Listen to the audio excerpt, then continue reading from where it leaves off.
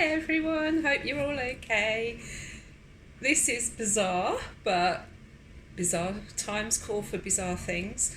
I know we've talked on the group chat about doing some little videos and things, and I thought I'd kick us off by doing a bit of baking with Ali. I'm going to start with something, this is so bizarre. I'm going to start with something easy that doesn't need eggs because they're really hard to get hold of at the moment. So I'm going to make some chocolate chip cookies, and I'll talk you through it as we're going. Now, this is obviously my kitchen at home. Everybody's here. Beth's gone out to Sainsbury's to get some non-existent supplies, so she might come back at any moment, but let's just see what happens and we'll go for it. I've got nice clean hands, specs are on so I can see what I'm doing, and let's go. What you're going to need for this is some butter or margarine. When I'm baking, I always use Stork, so that's what I'm going to be using today. You'll also need some soft light brown sugar. Now, I'm not sure I've got enough of that, so I'm going to add a bit of dark in as well. It won't make any difference, and I'm sure you could probably make these with just normal sugar. Never tried it. You'll also need some self-raising flour, some chocolate chips, and a bit of milk, and some syrup. Okay, so I've heated my oven up to 180 degrees, well, slightly lower than that because I've got a fan oven. If you're cooking on gas, it's gas mark 4, and I've got a couple of baking trays ready. Okay, so to start off with, we need 100 grams of Stork. So I'll switch my scales on here, and I'm going to have to go for this one and open a new tub because I'm nearly out of this one. I'm not used to talking as I bake, unless it's the dog.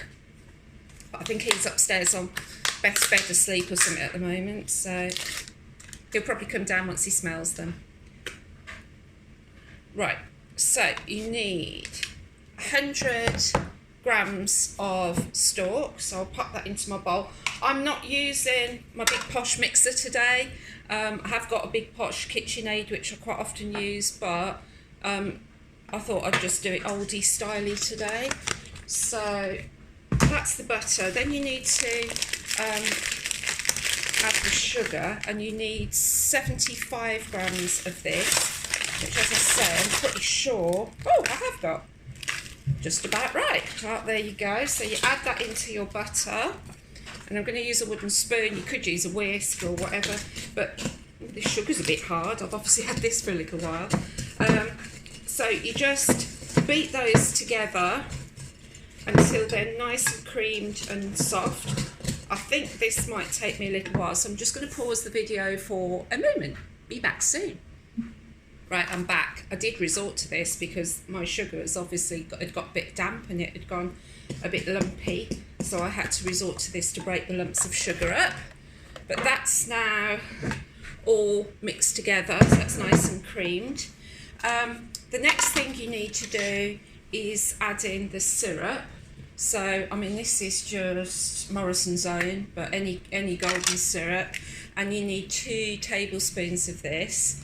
So, just 1. You don't have to be too fussy. 2. This makes them nice and chewy. These are a soft chocolate chip cookie, not crunchy ones. Super easy to make. Then I always put in my milk next while I've got the spoon in my hand, so it's just 2 tablespoons of milk as well. 1, 2.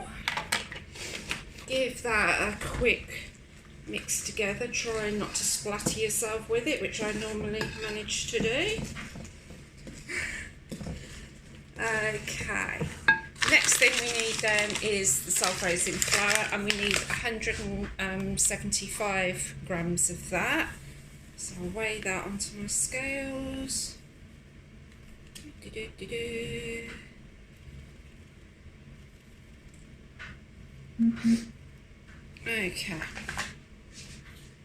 and that just goes straight in to the mixture. And then you mix that all up till it's just all combined together and it makes a soft dough, and I'll show you what that looks like in just a second. And it's really this easy. My two used to make these when they were really little because it is so super easy to do. Okay, a bit of elbow grease needed. I'll just get the excess off the spoon. Give it a final whiz.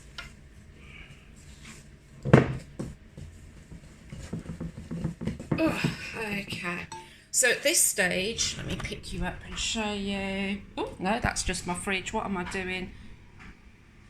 I'm not very good at this camera work. That's what it looks like at this stage. Okay, see the mess in my kitchen there.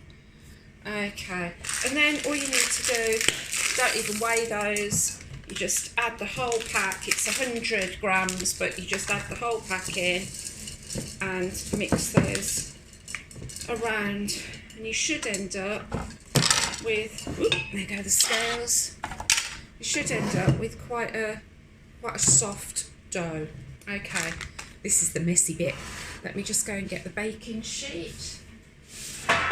So I've got a baking tray, baking sheet. I've lined it with some of this. I've just used this. You can just grease it. You can line it with baking paper. And then all you do, obviously clean hands, is you get a handful of the mixture.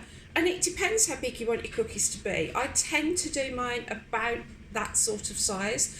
Don't flatten them, just pop them onto the baking tray. They will flatten in cooking. So just lumps. I'll show you how far apart I'm spacing them on the baking tray because they will spread out. And you can make them as big or as little as you want to.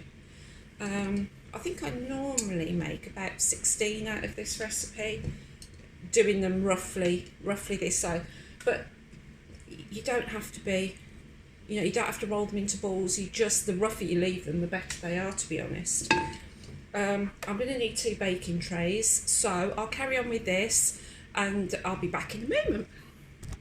Right, okay, so they're now ready to go in the oven. So I've got a baking tray with just 4 on, and then there's a baking tray with, I'm really not very good at this. I can't actually see how to turn the camera around on this one. Anyway, right, so they are now going into the oven. No, they're not, because Ali's forgotten to change where the shelves are. So I'll change the shelves, then I'll put them in the oven.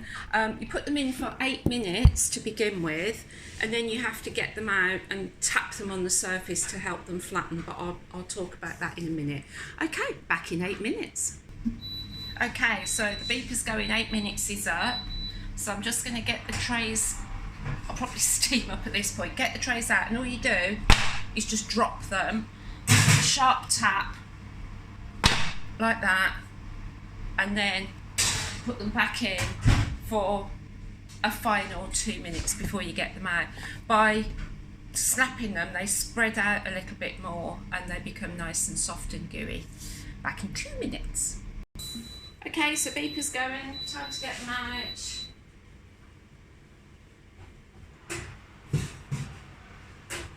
And that's the first lot. I just leave them on their trays for a couple of minutes, because if you try and move them while they're this hot, they'll probably fall apart. So leave them on the tray for a couple of minutes, then get them out onto a cooling rack, and as soon as they've cooled down, you can eat them. They don't keep very well. They'll be all right tomorrow, but after that they're not as nice. They're definitely best eaten the same day they're made. Anyway, I'll post the recipe as well. This recipe is out of this, which I've had for literally ever. This is, I think, a replacement from the one I had when I was at school, because I think that one fell apart. But I do use that for quite a lot. Anyway, happy baking, guys. See ya!